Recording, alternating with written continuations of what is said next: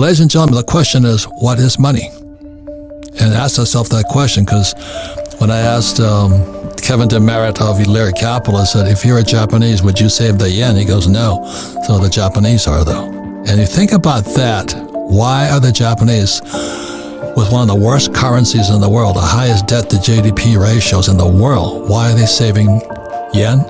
Because that's what they're told to do. Because we're in my opinion, one of the most critical times in world history, not just U.S. history or modern history, in world history. It's like the fall of the Chinese Empire happened when they were the first to print paper money. Then came the Greeks, then came the Romans, and now comes America. And we've been printing money. So this is one of the most exciting times in world history, except that most people are still doing what they're told. Go to school, get a job, work hard, save money, pay your taxes, get out of debt, and invest in the stock market. That's suicide today. That's a kamikaze pilot route. This program is worth sitting down with friends and family and that goofy brother-in-law of yours. Listen to it and discuss it and watch the tempers rise, because a lot of people are going to find out what they believe is real might not be real. What did you find out about, we're talking about ledger system, Medici, how it applies today, the first gold coin? If you don't understand history, you're sort of bound to repeat it. And so I love to go back and learn history so I could figure out where we're going to go. And if we go back to 1392 in Florence, Italy, the Medici banking family really invented the modern monetary or financial system that we have today. And it was through the creation of a ledger system and modern accounting.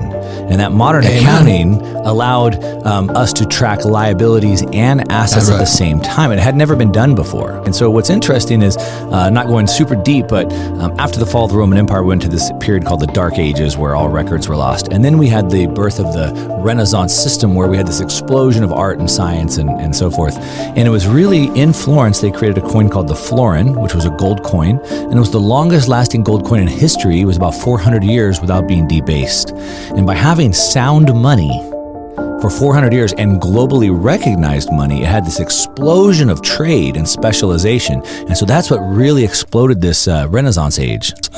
It's a very important subject here, because we're entering, I think, the dark ages right now. I'm listening to Jim Records and a whole bunch of other people who are behind the scenes more than you and I are. Yeah.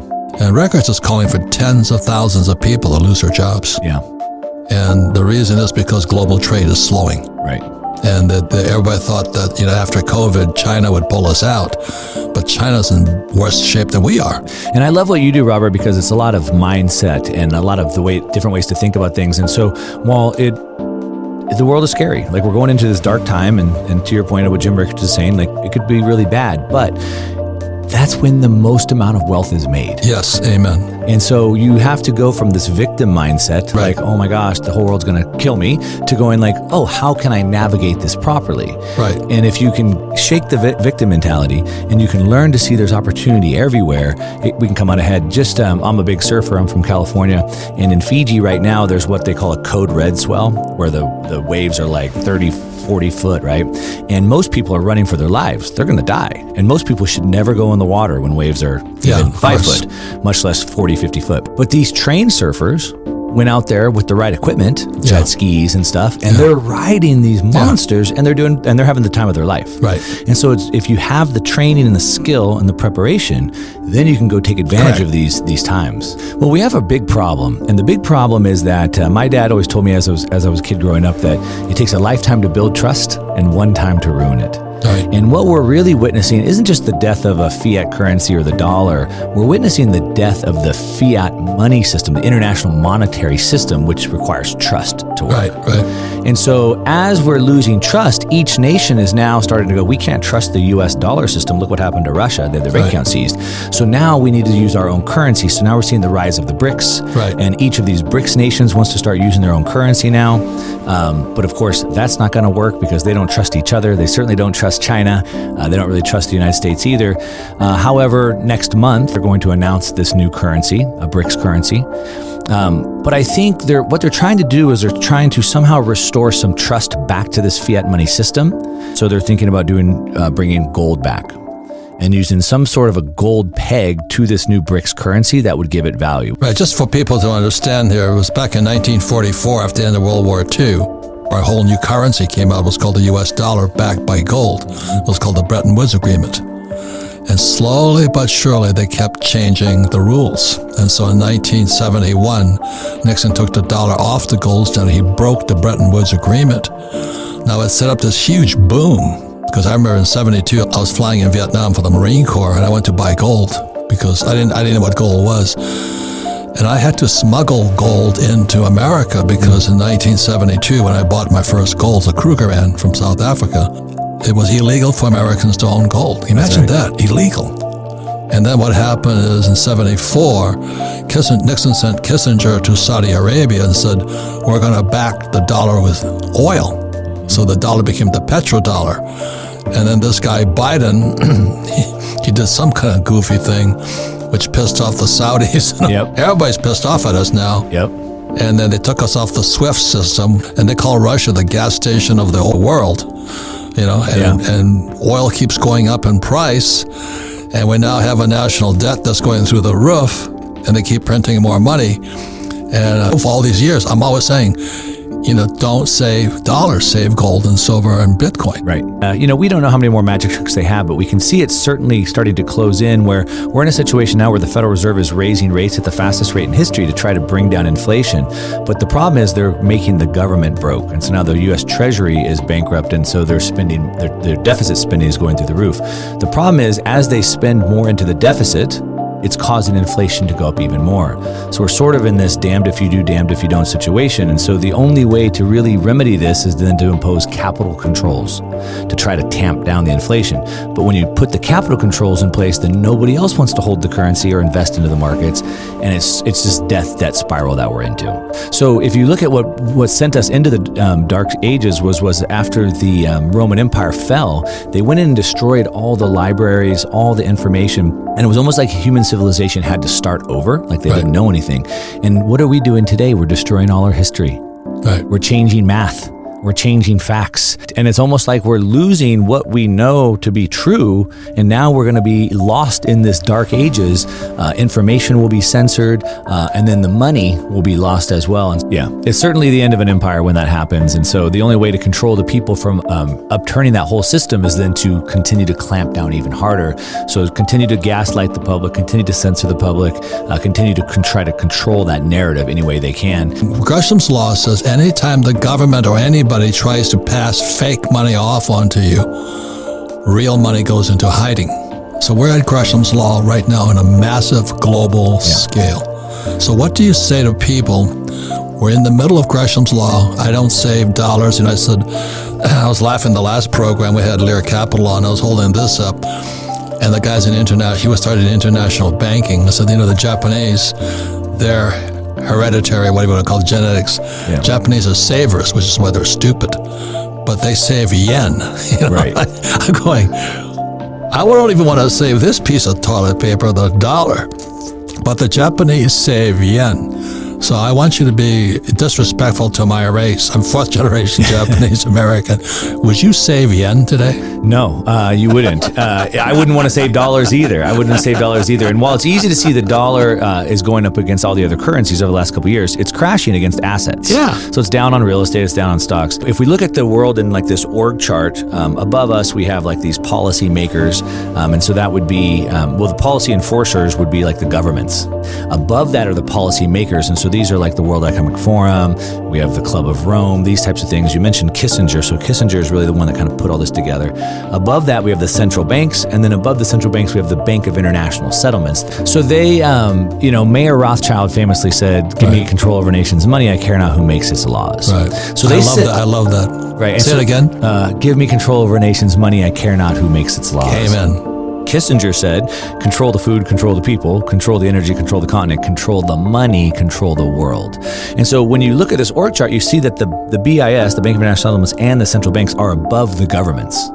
And they control the governments by controlling the money. Right. Oh, no money for you. Sort of like the soup Nazi on Seinfeld, So this is what's coming out now. So the Bank of International, the BIS, has now had 2 papers come out in the last couple of months, and they are rolling out these central bank digital currencies, the CBDCs, very hard. So there's 2 projects that they've rolled out. One is called Project Enbridge, and the other one now is called this Unified Ledger.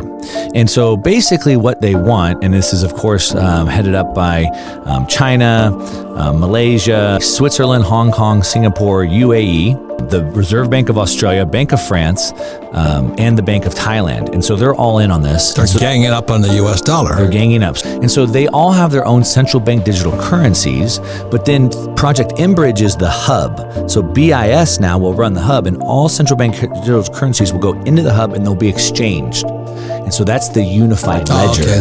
But that's what they call the basket law. Times they're talking about SDRs and all this.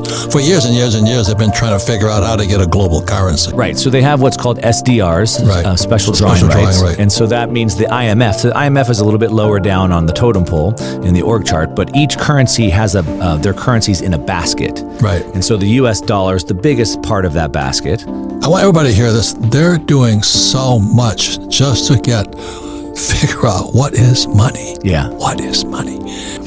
The issue today is what is money? Right.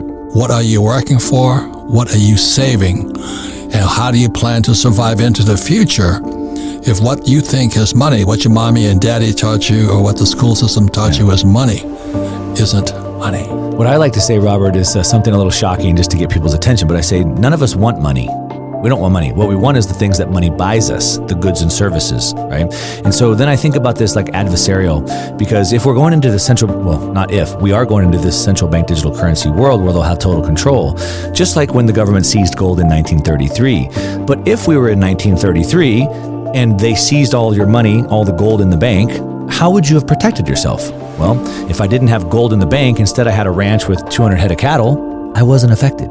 If I had a general store and I was selling supplies in town, I wasn't really affected. And so I didn't have all my money in their financial system.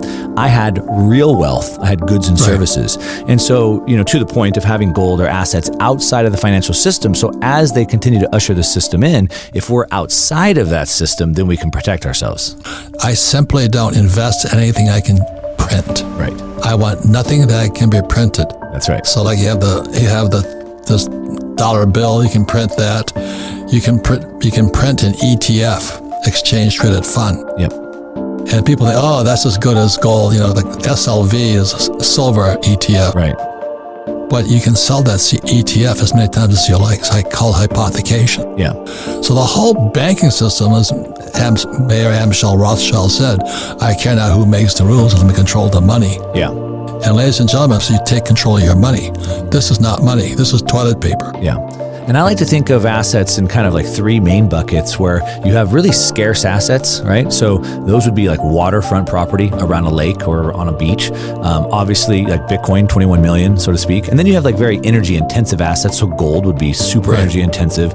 Cattle would be energy intensive. Oil, right? So like if you look at, real estate in the United States, average went up in the last 2 years about 40%. In Austin, it's the fastest growing city in the United States for 20 years, about 50% increase in the average property there. But on Lake Travis, homes went up 150% because they're very scarce. So fine art, collectibles, things like that are scarce. So most assets will keep only up with inflation, right? They'll keep up with inflation, but the good scarce assets will beat inflation. So that's kind of how I think about it in terms of that. But people need to understand this because these central bank digital currencies, they're not some like pipe dream. It's coming. They're already rolled out in multiple countries, and they're coming to a country near you pretty quickly. The other piece that I think, you mentioned earlier, like the corruption. And so as corruption continues to get worse and worse, people continue to see this. They can't hide it anymore because we have the internet. And so now that people are mad about this, and so they have to kind of continue to control the information. So now it's all misinformation that we hear, malinformation. It's a threat to our democracy. So the next piece with the central bank digital currencies is also online identification.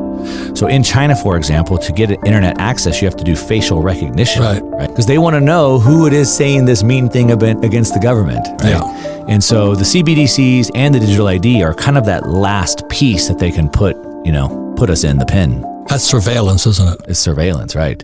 I like to say without the freedom to transact, there is no freedom. Right.